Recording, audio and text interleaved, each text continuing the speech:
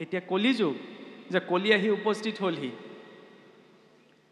ধৰ্ম পৃথিৱীৰ ওপৰত যেতিয়া বিভিন্ন অত্যাচাৰ কৰি থাকোঁতে মহাৰাজ পৰীক্ষিত গৈ পালেগে আমি সকলোৱে জানো সেইটো কথা তেতিয়া মহাৰাজ পৰীক্ষিতে কলিক পৰাস্ত কৰি কেইটামান স্থান নিৰ্দিষ্ট কৰি দিলে নহয়নে জৈত খেলে যোৱা ভাষা কৰে মদ্যপান স্ত্ৰী পঞ্চ শুনা গৃহস্থৰ থাকে জৈত এই 4 স্থানত দিলো বংশ গয়া দ্বৈত বলি বিশ্বদেৱ পঞ্চ যজ্ঞ যাৰ নাই তাৰ পঞ্চ স্থানত থাকিবি সৰ্বদাই জৈত কৰে শ্ৰৱণ কীৰ্তন কি খবৰ নচাপিবি পাপি হিতু গৃহস্থ ওচৰ প্ৰথম চাওকচোন আমি এতিয়া সুৰাপানটোক আটাইতকৈ বেয়া বুলি কওঁ নহয়নে কিন্তু ইয়াত মহাৰাজ পৰীক্ষিতে কলিক থাকিবলৈ প্ৰথম স্থান ক'ত দিছে বাৰু জৈত খেলে জুৱা পাশা মদ্যপানতকৈ আটাইতকৈ অধোগামী কৰ্ম হৈছে জুৱা পাশা খেলাটো কিন্তু এইটো কথা প্ৰসংগত থাকিহে প্ৰকাশ কৰিছোঁ আপোনালোকে বেলেগকৈ নল'ব কিন্তু আজিকালি যিটো ব্যৱস্থা দিছে বিয়া এখন পাতকচোন অকণমান গ্ৰাম্য কথালৈও গুচি গৈছোঁ দেই বিয়া এখন পাতক সেইডোখৰত হৈছে দুজনে এইডোখৰতে তাচপাত খেলিবলৈ দিয়ে আমিও গাঁৱত থকা মানুহ দেখিছোঁ নিজৰ মিতি কুটুমতো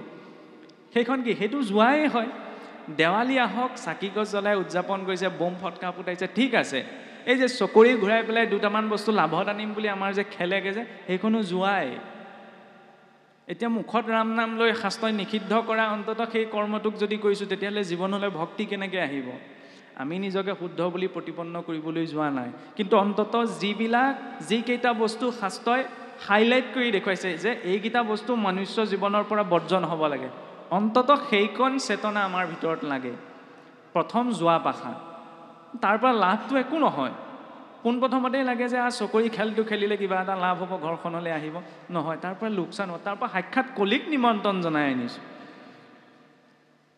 কাৰণ প্ৰত্যক্ষ ৰূপত কাৰোবাক ঠগি পেলাই মই কিবা এটা জীৱনলৈ লাভ আনিব নোৱাৰোঁ কাৰণ হিচাপটোতো সকলো হৈয়ে আছে ঠগৰ আটাইতকৈ শীৰ্ষস্থানীয় খেলখনেই হৈছে জুৱা পাশা যাৰ বাবে ধৰ্মৰাজ যুধিষ্ঠিৰৰ বাধ্যতাত পৰি পাশা খেল খেলিব লগা কাৰণে ইমান এটা বেয়া অৱস্থা সৃষ্টি হৈছিল সেইবিলাক উদাহৰণ আমাৰ বাবে এইকাৰণেইতো দিয়া হ'ল মদ্যপান গাখীৰৰ বেপাৰীজনে আকৌ টিলিঙা বজাই বজাই বিকিবগৈ লাগে কিন্তু মদৰ বেপাৰীজনে আপোনাৰ সেইটো ব্যৱস্থা কৰিব নালাগে বজাই গোটেই বাহনীৰ চুকত থাকিলেও বিচাৰি যায় গতিকে সেইটো চেতনাত আমি মানুহ হৈ থাকিব নোৱাৰোঁ আৰু মদ্যপান প্ৰকৃততে কি বস্তু আমি যদি চাওঁ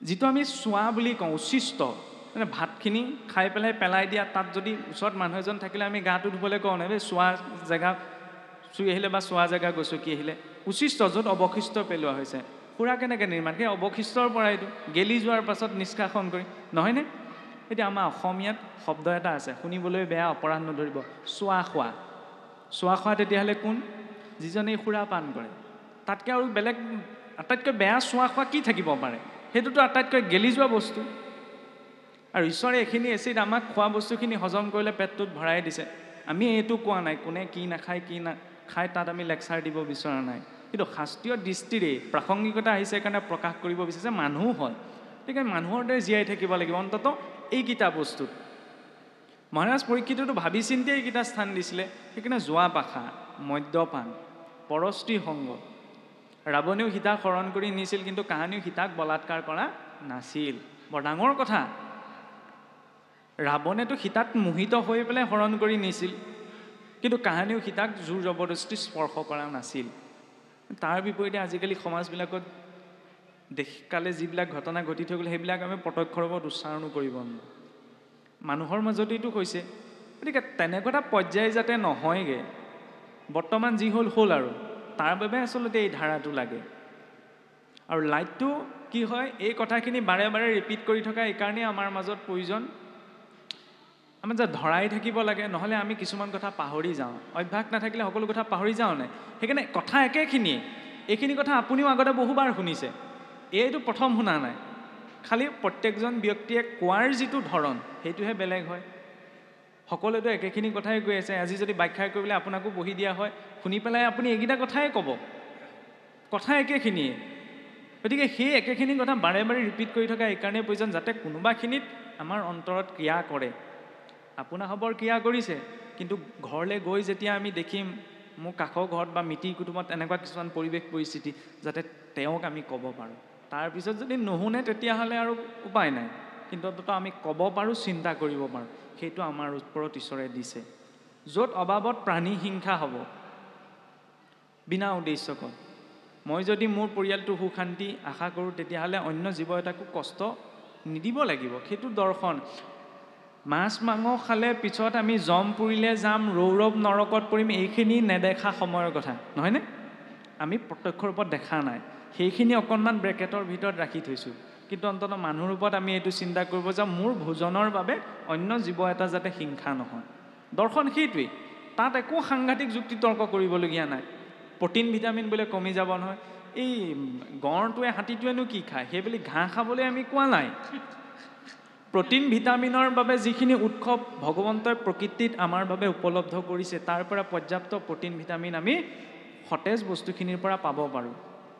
আৰু সেই সাত্বিক দ্ৰব্যখিনি খালেহে মনটো সাত্বিক হ'ব।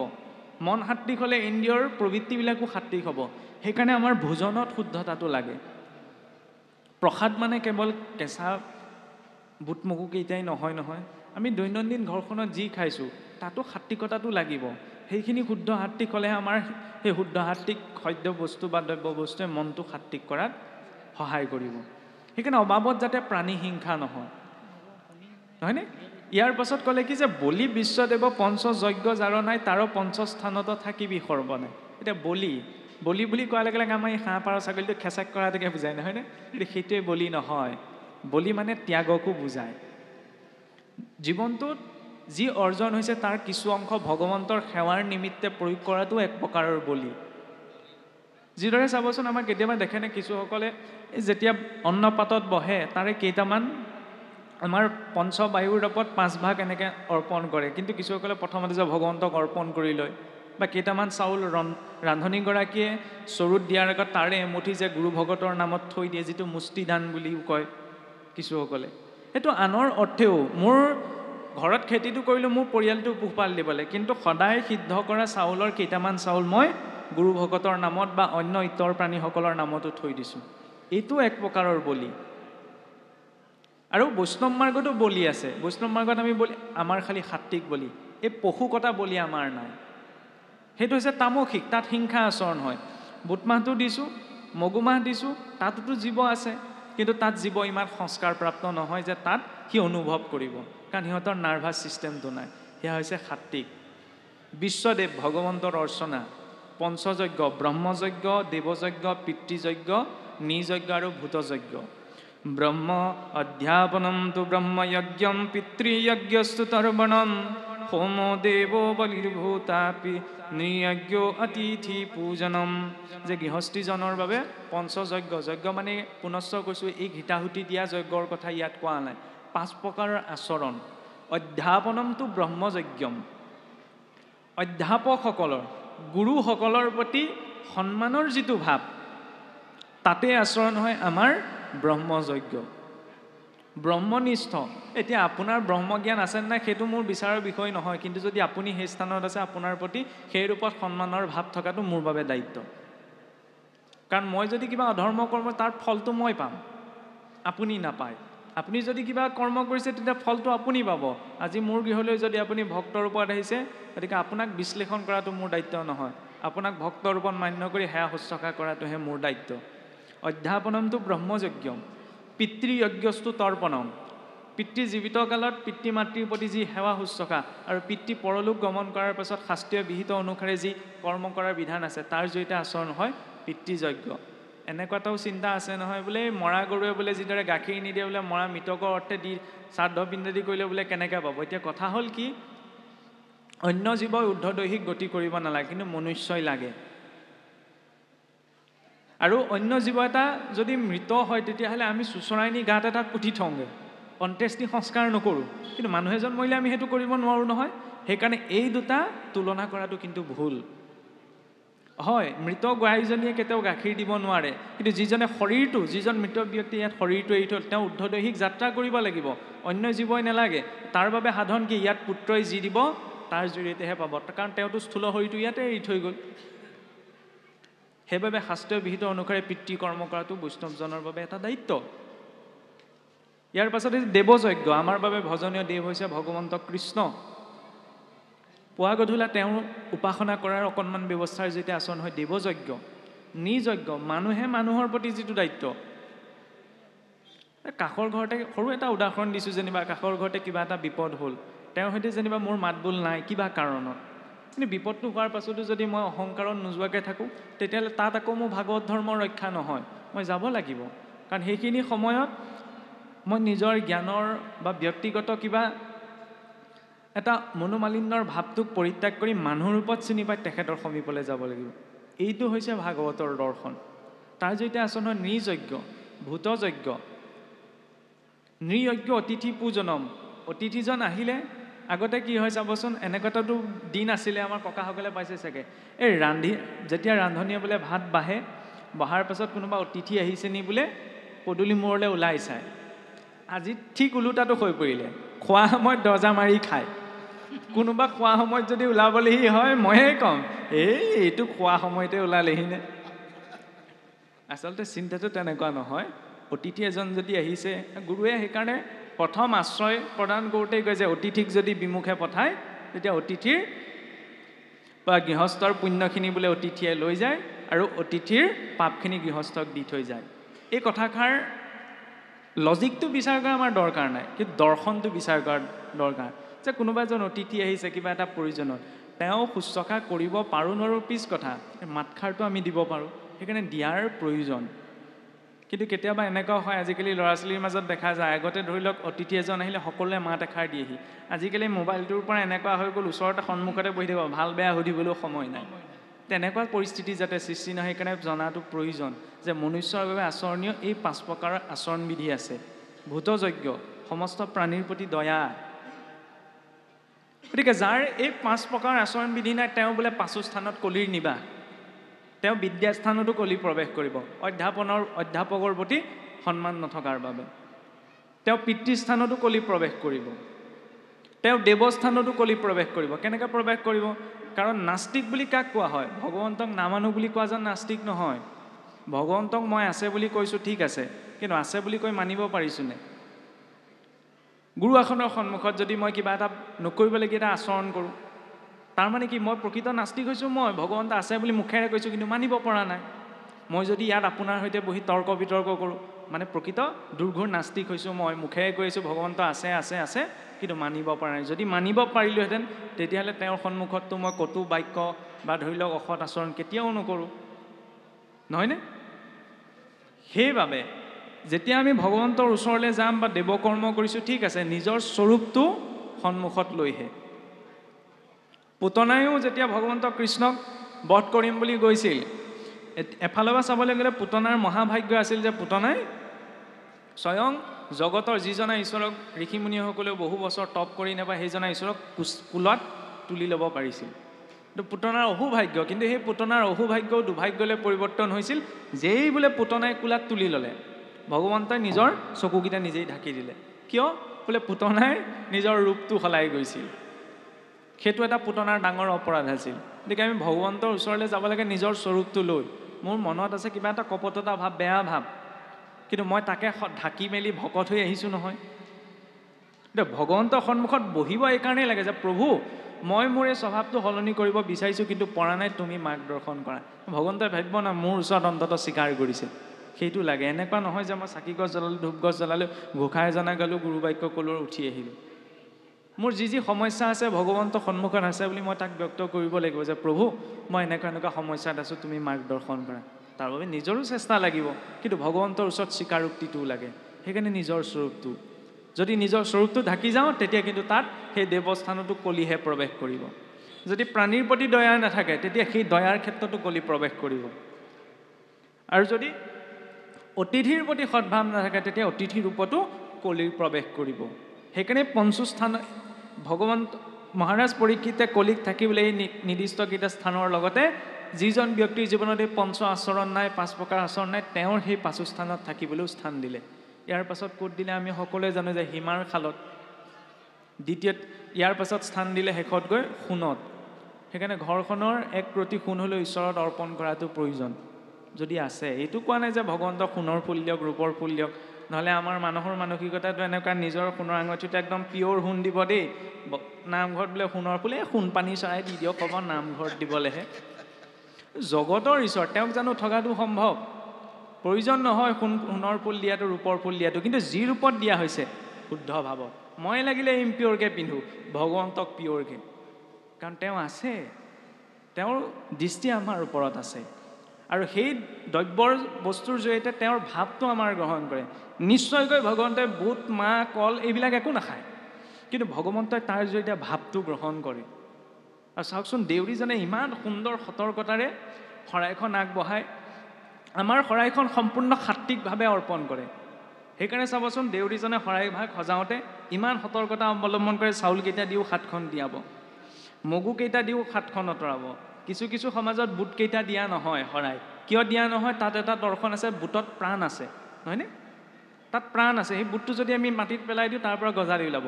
প্ৰাণযুক্ত বস্তু সেই নৈবেদ্যৰ ঠগীখনত অৰ্পণ কৰা নহয়। দেউৰীজনে জানে, কমলাটো যেতিয়া গুচাব, তাত এনেকুৱা দুটা ফুটা ওলাই, যিটো দুটা ফুটাত গুটি নাথাকে, সেই দুটা ফুটাহে শৰাইৰ বাবে নিৰ্বাচন কৰিব। গুটি থাকিলে তাত বীজ আছে, বীজ থাকিলে প্ৰাণ।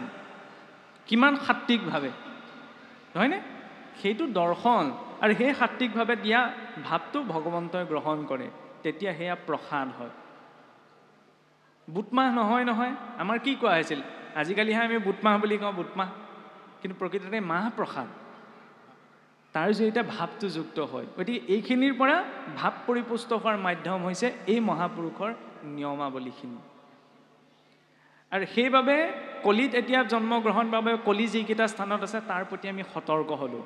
সতৰ্ক হোৱাৰ পাছতে এতিয়া নিজক এনেকুৱাকৈ প্ৰস্তুত কৰি ৰাখিব লাগিব। মহাৰাজ পৰীক্ষিতে যে পাহৰি গৈছিল যে তেওঁ থাকিবলৈ কলিক স্থান সোণতো দি থৈছিল।